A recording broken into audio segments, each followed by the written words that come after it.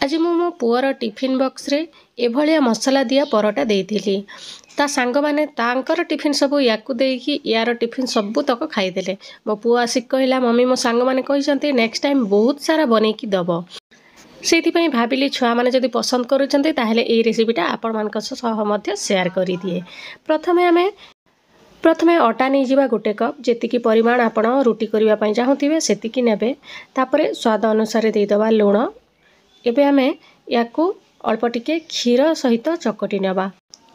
मो पुओ पई जेतेबेले रुटी बनै दिए सेतेबेले क्षीर देकी ही अटा चकटी थाए। बहुत ही सॉफ्ट रही थाए। टिफिन बॉक्स रे जेतेबेले छुआंकू दउचंती आपण रुटी सेतेबेले क्षीर देकी चकटंतु देखिबे पूरा सॉफ्ट रहिबो बहुत समय। एबे याकू घोड़ेकी 10-15 मिनिट पई रखी नबा रेस्ट दबा पई।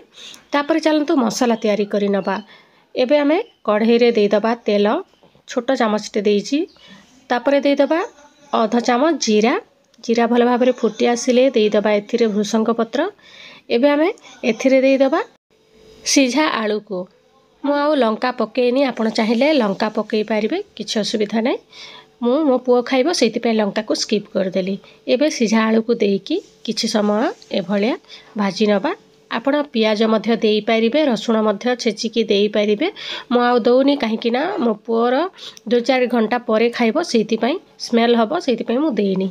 तापरे देई दबा आधा चामच खंडे हळदी गुंड लूण आउ टिके आमचूर पाउडर पूरा चटपटा करिबो आलू को। सेमितिरे तो छुआ मानकु आलू बहुत पसंद। आपण एभलिया निहाती बनेकी दियंतो।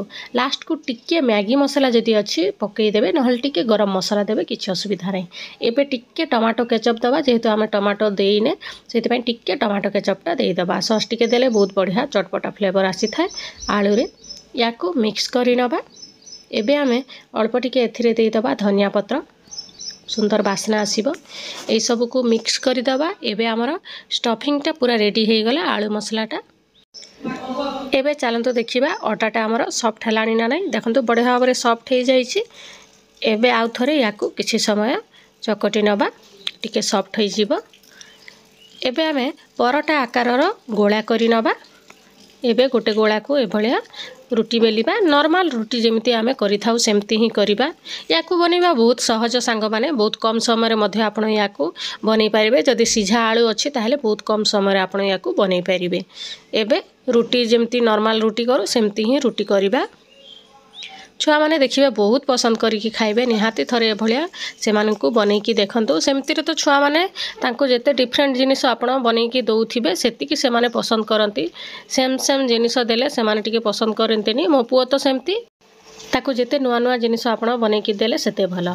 तापरे रुटी बेली सारिबा परे एबे आमे आलू स्टफिंग एथिरे भरि नबा। देखंतु जेतिकी परिमाण रे आपनको पसंद सेतिकी भरि देबे। तापरे एभलिया रुटी को मोड़ी नबा। एबे टिके प्रेस करि दबा।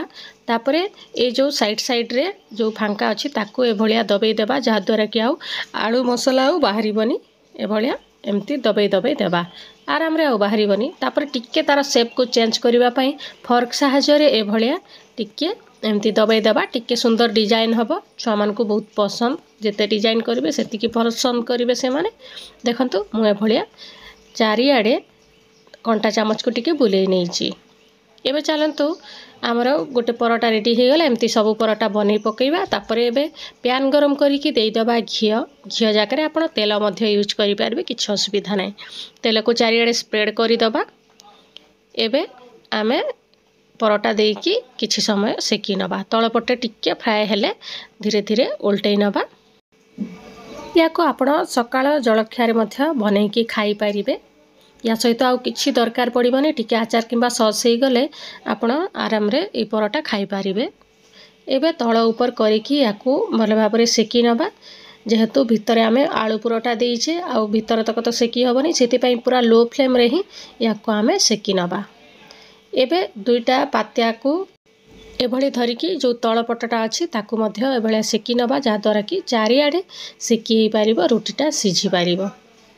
देखंतु सांग माने हमर गोटे परोटा पूरा रेडी हे गला। एभलिया सबुतक परोटा करि नबा।